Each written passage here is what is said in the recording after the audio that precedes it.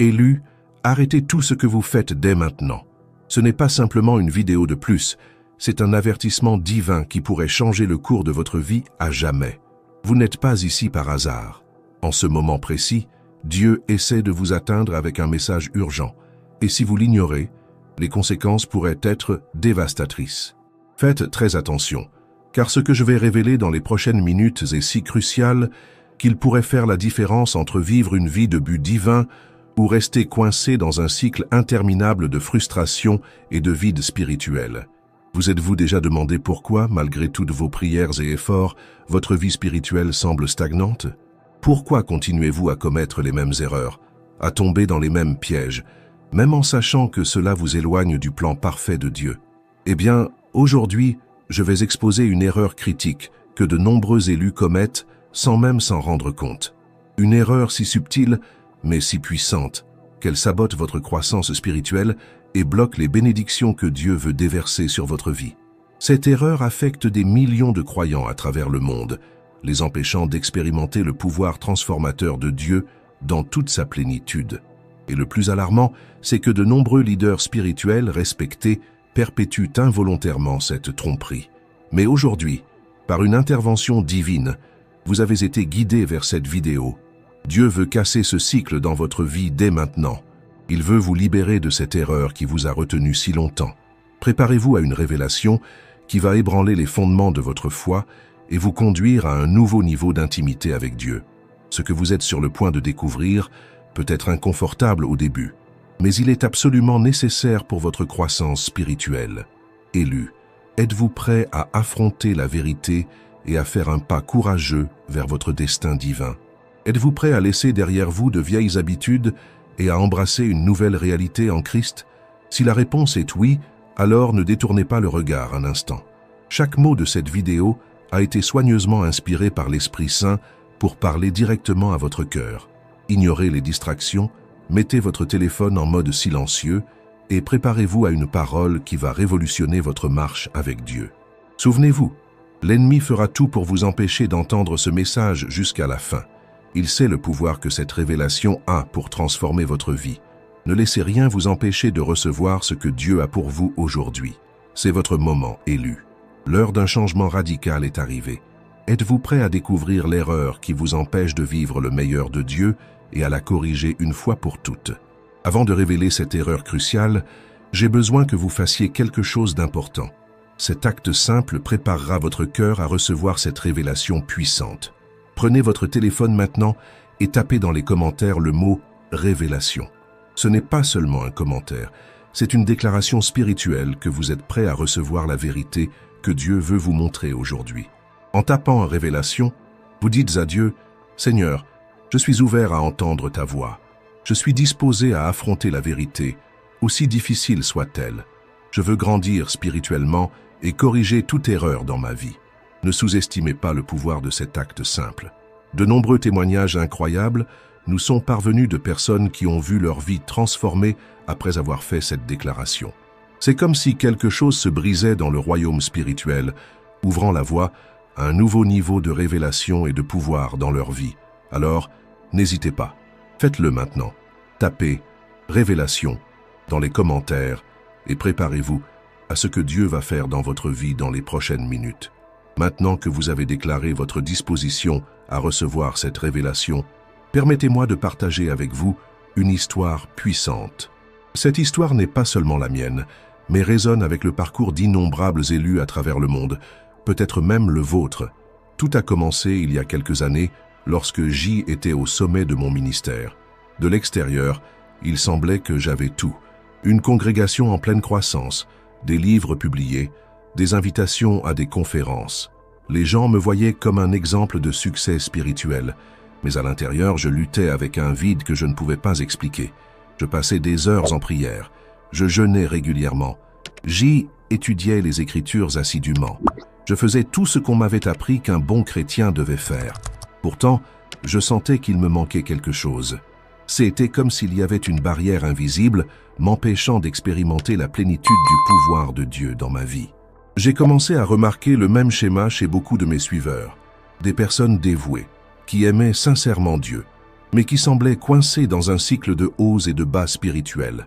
Elle venait me voir, désespérée d'une parole de Dieu, d'un toucher de l'Esprit Saint, mais elle repartait encore assoiffée, comme si elle buvait à un puits qui ne les satisfaisait jamais complètement. C'est alors que j'ai commencé à remettre en question tout ce que je pensais savoir sur la vie chrétienne. J'ai passé des nuits blanches à crier à Dieu pour obtenir des réponses. Seigneur, je priais, que faisons-nous de mal? Pourquoi, malgré tous nos efforts, semble-t-il que nous ne progressons pas? Pourquoi tant d'entre nous se sentent-ils déconnectés, même quand nous faisons tout bien? La réponse n'est pas venue immédiatement. En fait, il semblait que plus je cherchais, plus Dieu restait silencieux. J'ai traversé une période d'épreuve intense, ce que beaucoup appelleraient la nuit noire de l'âme. J'ai douté de tout, de mon appel, de ma foi, même de l'existence de Dieu. C'est à ce moment de profond désespoir que Dieu a finalement commencé à parler. Ce haine n'était pas avec un tonnerre ou une vision dramatique, mais avec un doux murmure qui est progressivement devenu plus clair. Il me montrait quelque chose que j'avais perdu de vue, quelque chose de si fondamental que sa simplicité était presque choquante. J'ai réalisé qu'en cherchant ardemment Dieu, beaucoup d'entre nous, y compris moi-même, étions tombés dans un piège subtil. Nous étions tellement concentrés sur le fait de bien faire les choses, de suivre une liste de règles et d'attentes, que nous avions perdu l'essence de ce que signifie vraiment connaître et marcher avec Dieu. Cette révélation m'a frappé comme un éclair. Tout à coup, j'ai vu clairement l'erreur que moi et tant d'autres commettions. Une erreur qui, bien qu'elle semble petite à première vue, a le pouvoir de saboter tout notre parcours spirituel. Alors que je méditais sur cette vérité nouvellement découverte, j'ai commencé à voir des exemples d'elle dans toute la Bible. J'ai vu comment les pharisiens, dans leur zèle pour la loi, avaient perdu le cœur de Dieu. J'ai vu comment les disciples, même en marchant avec Jésus, étaient parfois piégés dans leurs propres attentes et malentendus. Mais j'ai aussi vu la solution. J'ai vu comment Jésus redirigeait constamment les gens vers ce qui importait vraiment. Comment il pointait toujours vers une relation plus profonde et authentique avec le Père, au-delà des apparences et des règles extérieures. J'ai commencé à appliquer cette nouvelle compréhension dans ma propre vie, et le résultat a été transformateur. C'était comme si un voile se levait de mes yeux. Ma relation avec Dieu a gagné en profondeur et en vitalité. Les Écritures ont pris un nouveau sens. La prière est devenue une véritable conversation, et non plus simplement une liste de demandes. Enthousiasmé par cette découverte, j'ai commencé à la partager prudemment avec quelques membres de ma congrégation. Au début, il y a eu de la résistance. Après tout, nous remettions en question des idées profondément ancrées sur ce que signifie être un bon chrétien. Mais ceux qui se sont ouverts à cette vérité ont vécu une transformation semblable à la mienne. J'ai vu des personnes qui luttaient depuis des années avec la culpabilité et la condamnation trouver la liberté. J'ai vu des leaders fatigués et épuisés retrouver leur passion pour le ministère.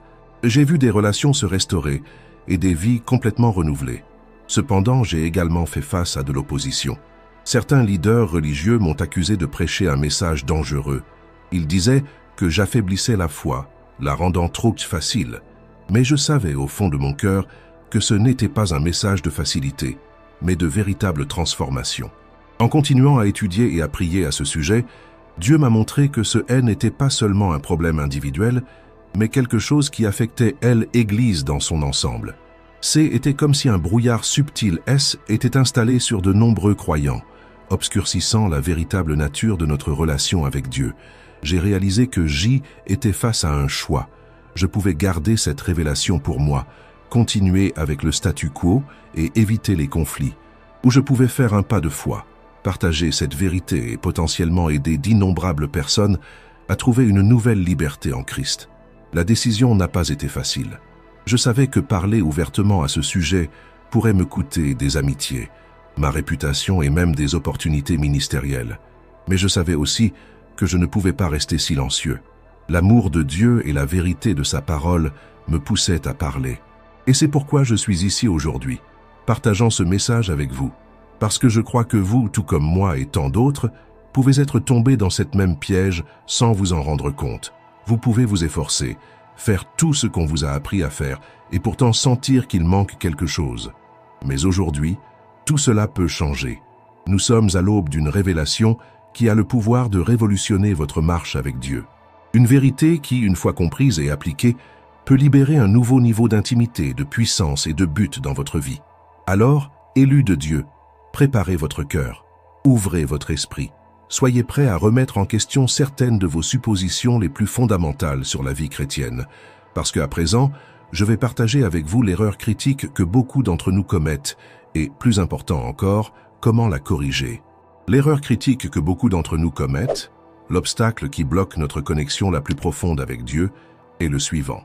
Nous confondons activité religieuse et relation authentique. Cette erreur semble simple, presque évidente quand elle est énoncée à voix haute.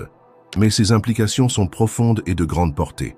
Combien d'entre nous avons passé des années, voire des décennies, à accumuler des connaissances bibliques, à participer à d'innombrables réunions de prière, à jeûner régulièrement, à servir dans divers ministères, tout en ressentant encore un vide inexplicable? C'est comme si nous courions sur un tapis roulant spirituel, faisant beaucoup de mouvements, mais n'arrivant jamais vraiment nulle part. Vous voyez, je ne dis pas que ces activités sont mauvaises. La Bible nous encourage à étudier la parole, à prier sans cesse, à jeûner, à servir. Le problème survient lorsque nous commençons à voir ces activités comme des fins en soi, plutôt que comme des moyens pour un but plus élevé, connaître Dieu intimement. Réfléchissez-y. Est-il possible de mémoriser des versets de la Bible sans vraiment comprendre le cœur de Dieu? Absolument. Est-il possible de prier de longues prières éloquentes sans vraiment converser avec le Père? Sans aucun doute. Est-il possible de servir sans relâche dans l'aile Église sans expérimenter la présence transformante de Dieu? Malheureusement, oui. C'est l'erreur que les pharisiens ont commise à l'époque de Jésus. Ils étaient des spécialistes de l'activité religieuse. Ils connaissaient la loi par cœur, jeûnaient 2 fois par semaine, donnaient la dîme même des plus petites herbes. Mais Jésus les a sévèrement réprimandés en disant « Vous étudiez soigneusement les Écritures, parce que vous pensez qu'elles vous donnent la vie éternelle. Et en effet, les Écritures rendent témoignage de moi, mais vous ne voulez pas venir à moi pour avoir la vie. » Jean 5, 39, 40. Voyez l'ironie ici. Les pharisiens étaient tellement occupés à étudier sur Dieu qu'ils ont perdu l'occasion de le connaître personnellement alors qu'il était juste devant eux. Et beaucoup d'entre nous tombent dans le même piège aujourd'hui. Laissez-moi être clair, Dieu ne s'intéresse pas à votre performance religieuse. Il n'est pas impressionné par le nombre de versets que vous pouvez réciter, le temps que vous passez à genoux ou le nombre de ministères que vous dirigez. Ce qu'il désire, avant tout, c'est une relation véritable et intime avec vous. Pensez à n'importe quelle relation significative dans votre vie, que ce soit avec un conjoint, un ami proche ou un membre de la famille. Qu'est-ce qui rend cette relation spéciale? Ce n'est pas la quantité de temps que vous passez ensemble ou les choses que vous faites l'un pour l'autre. C'est la qualité de la connexion, la profondeur de la compréhension mutuelle, l'intimité partagée. De la même manière, Dieu recherche une connexion authentique avec vous. Il veut que vous le connaissiez non seulement comme un concept théologique, mais comme un père aimant, un ami fidèle, un conseiller sage. Il veut que vous expérimentiez son amour non seulement comme une vérité abstraite, mais comme une réalité vivante et transformante. Mais voici le défi. Beaucoup d'entre nous ont été conditionnés à penser que plus nous faisons pour Dieu, plus il nous aimera ou nous approuvera. Nous avons développé une mentalité du faire plutôt que de être. Nous sommes tellement concentrés sur le fait d'essayer de plaire à Dieu que nous oublions de profiter de sa présence. Cette mentalité nous entraîne dans un cycle épuisant d'efforts et de frustration.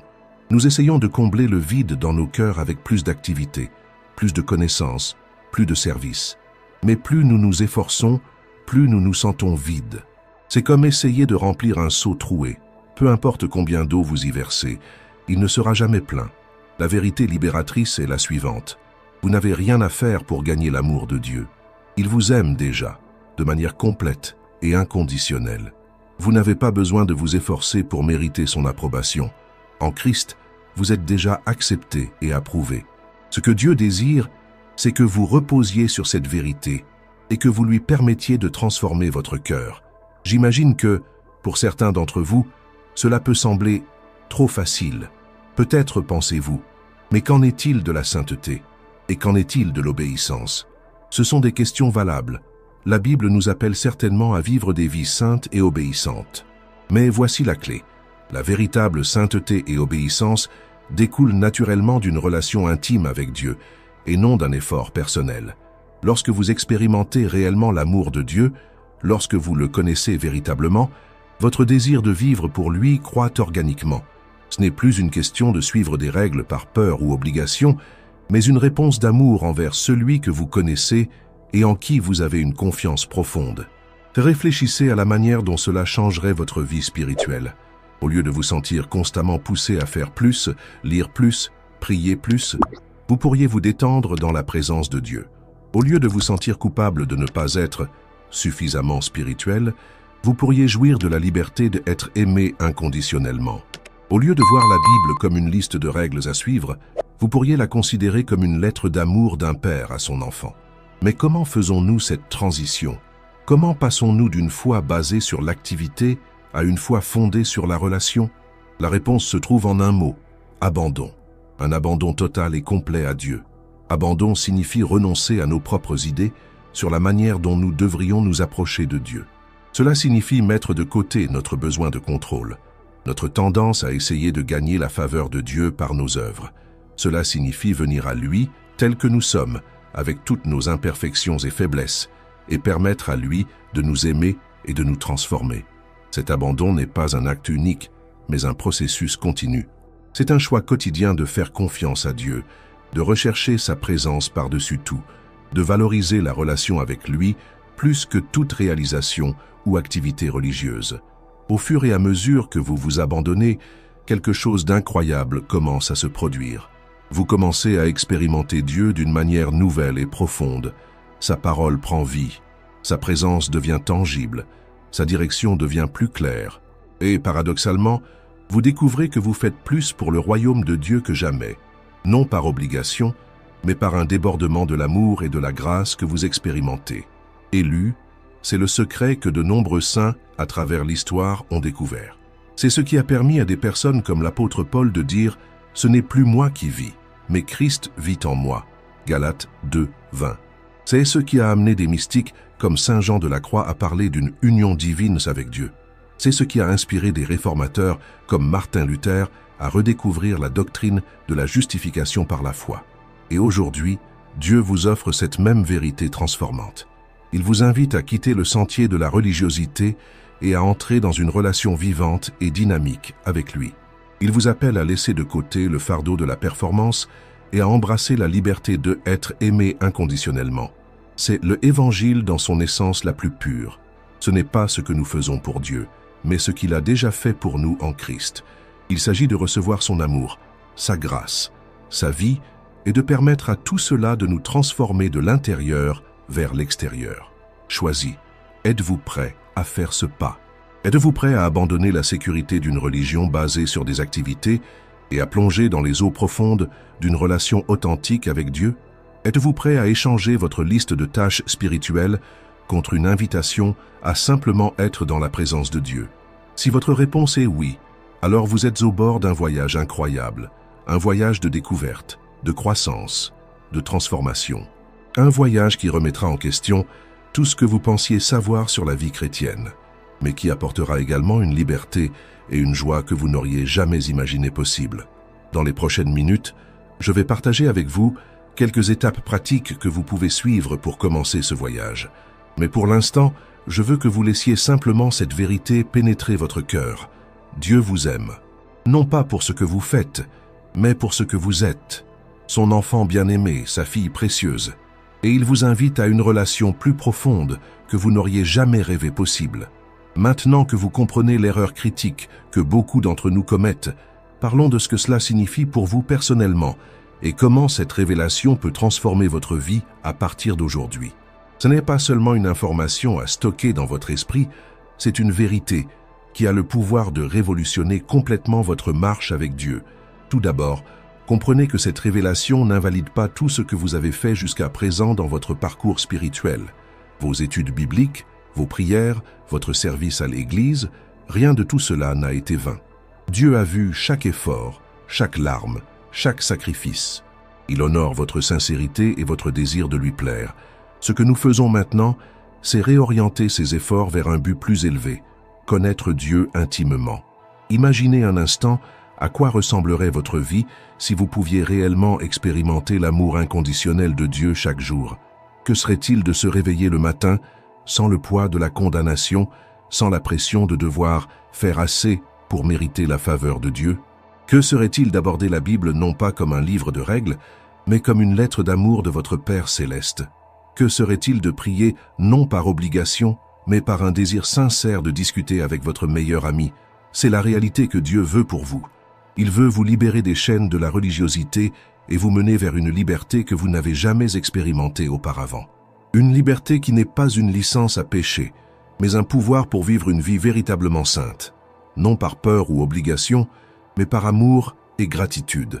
Pensez à la manière dont cela affecterait chaque aspect de votre vie.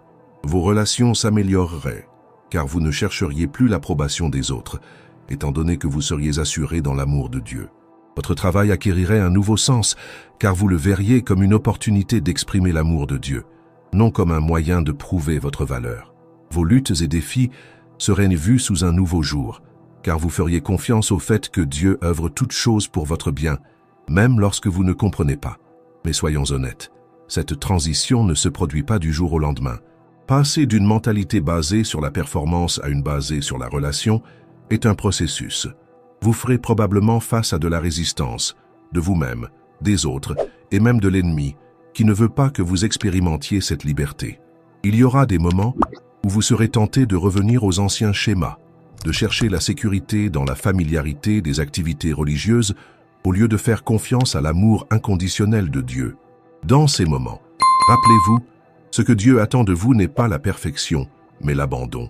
Il ne s'attend pas à ce que vous ne tombiez jamais, mais à ce que vous vous tourniez toujours vers lui lorsque vous tombez. Au fur et à mesure que vous commencez à vivre dans cette nouvelle réalité, vous remarquerez des changements profonds dans votre vie.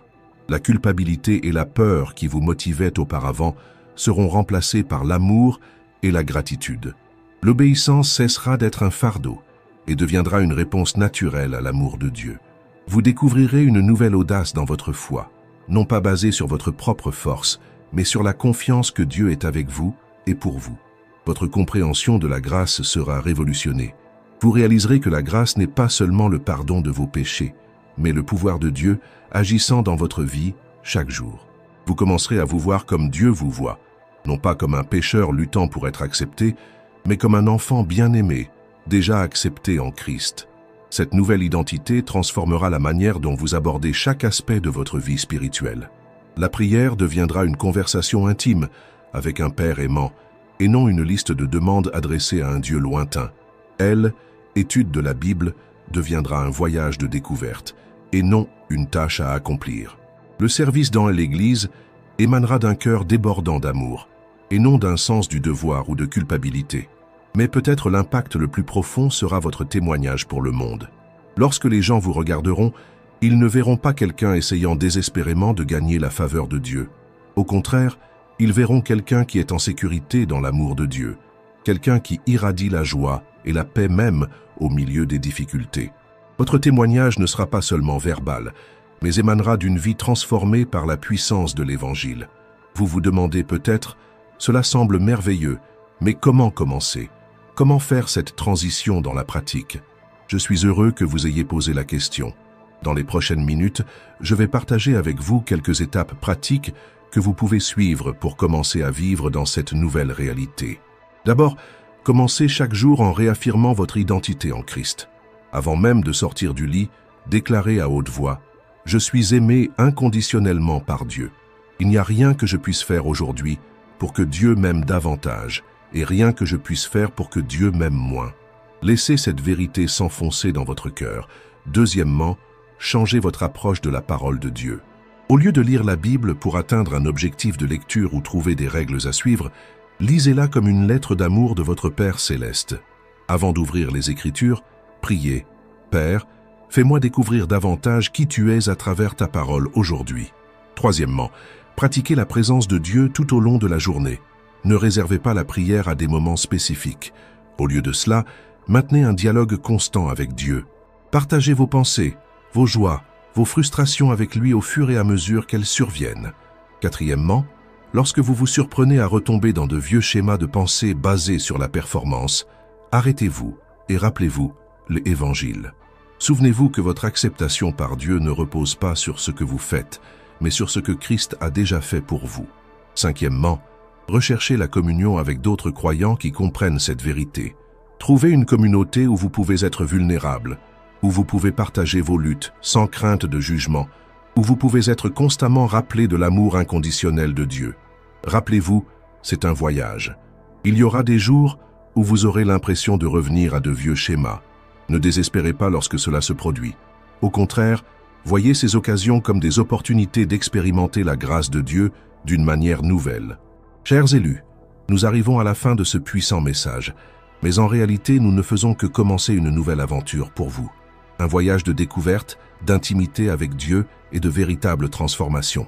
Maintenant, je veux vous défier à ne pas laisser cette révélation être juste une information de plus que vous avez entendue, mais quelque chose qui va changer votre vie à partir d'aujourd'hui. Tout d'abord, je veux que vous fassiez une pause maintenant. Fermez les yeux un instant et réfléchissez à ce que vous avez entendu. Laissez l'Esprit Saint parler à votre cœur. Quelle partie de ce message vous a le plus touché? Quelle zone de votre vie Dieu est-il en train de toucher maintenant? Maintenant, ouvrez les yeux et prenez votre téléphone. Dans le champ de commentaires sous cette vidéo, je veux que vous partagiez un mot ou une phrase qui résume ce que Dieu vous a dit aujourd'hui. Cela peut être liberté, intimité, grâce ou toute autre chose qui a touché votre cœur.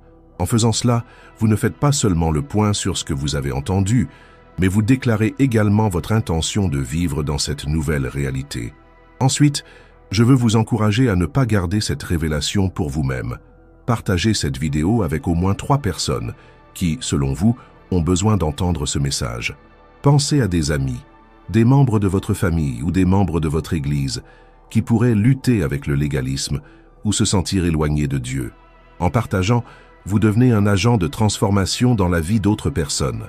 Souvenez-vous, élus, Dieu a un plan incroyable pour votre vie, un plan d'intimité, de liberté et de puissance spirituelle au-delà de ce que vous avez déjà expérimenté. Ne laissez pas l'ennemi voler cette révélation de vous. Agissez maintenant. Prenez la décision de vivre dans cette nouvelle réalité à partir d'aujourd'hui. J'ai hâte d'entendre vos témoignages et de continuer ce voyage avec vous. Que Dieu vous bénisse richement alors que vous faites ces pas de foi. Jusqu'à la prochaine vidéo, demeurez dans l'amour de Dieu et expérimentez sa grâce de manière nouvelle et puissante chaque jour.